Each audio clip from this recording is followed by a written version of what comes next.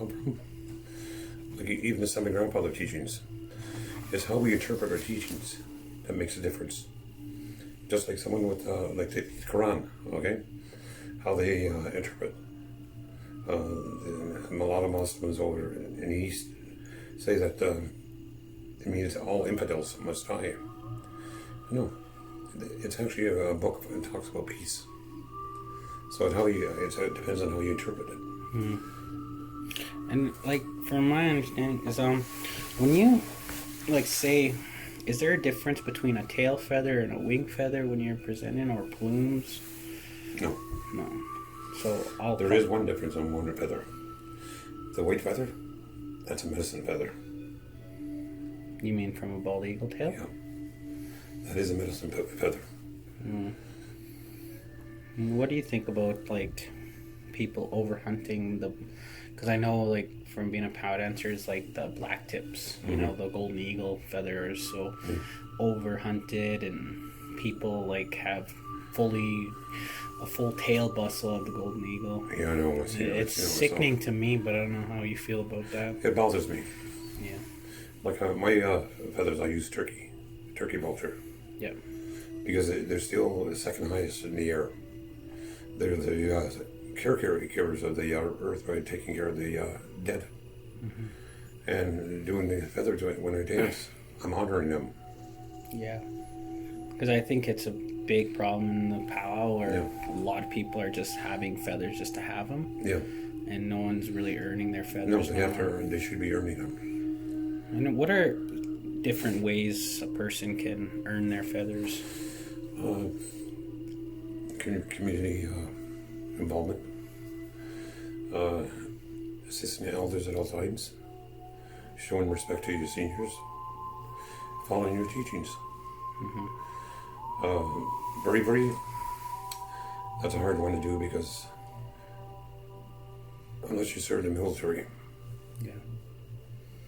So usually when you get out of the military, you can possibly get That's when I got mine. A feather from your community, yeah. Right? What else was I going to ask? So what are some ways that an eagle carrier can care for his, so instead of just getting a feather and just putting it in a box and leaving it in a corner, are there protocols that you have to do every year? You feast it 4 times a year. So every season you're supposed to feast your feathers, right? And that's just respecting the eagle and what it's given you and everything. And you take it out of the container it's in so it can breathe. Never doing. A lot of people, I notice, when they take an eagle feather and hold it here, you don't. You show the respect. Because that is a way of life for us. And if you don't show the respect to the eagle, you're not showing respect to the culture. Yeah. And I think that's why we need to do this video on the eagle teaching, the eagle feather teachings, because a lot of people forgot what it really means to care for an eagle feather and what it really means and what it resembles. I find that a lot of people are given these feathers or just taking these feathers, not given, but taking these feathers. And I've been dancing for 7 years of my life, and I've earned my feathers through dance. And I've always wanted those black tips, but I always wanted to earn them, never to take. I could easily probably go out and find golden eagle and shoot it down. Easy enough. You go down to Newfoundland, that's got the highest grade of bald eagles and golden eagles. Newfoundland? Yeah. Oh, wow. BC has the second highest. Other than that, we have the individual ones around here, like the osprey. That's an eagle. And I see it every day at my place. And we have golden eagles up there. But I would never take the feather. If it dropped, I would turn and wrap it up and turn and present it to another elder. So if you were to find an eagle feather, you would actually present it as a gift to someone else, not to yourself. Exactly. Because I think a lot of people would misinterpret it and just grab it for themselves, right? No. Okay. It's just like you'll hear people say, well, I found it was right in my pathway. It was there for you to pass on to somebody else. Not for you to keep for yourself. It's like an eagle staff, okay? There was an elder up in Manitoulin And I knew him quite well. He's passed on now. But he was telling me one day that he gave some feathers to a guy to make an eagle thing for a staff for him. He never got the staff. So I told him he wanted for him. He started crying. Because he seen on that staff had two of my personal feathers.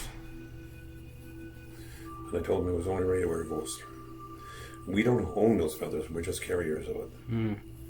They stay with us as long as it has to be. But they fly to Right. someone new every time, right? So, what's one way that, as eagle feather carriers, what's a good way to maintain our feathers to make sure that they keep their shape, their color, and Well, everything? what you got there right there. Like mine I keep in a box that was made for me. And it's a wooden box, but I keep my medicine. I keep some medicine in there with too. Like when you put this in here, it should have some medicine because it helps the feather.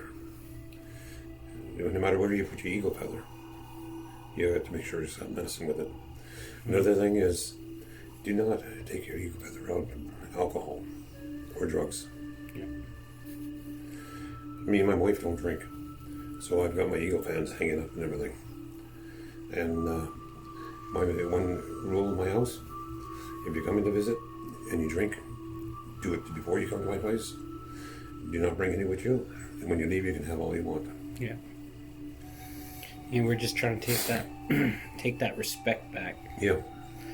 And I think that's really important that people hear that. Mm-hmm. So I want to thank Ed for coming in and talking about the eagle feathers. Ay, mi coach.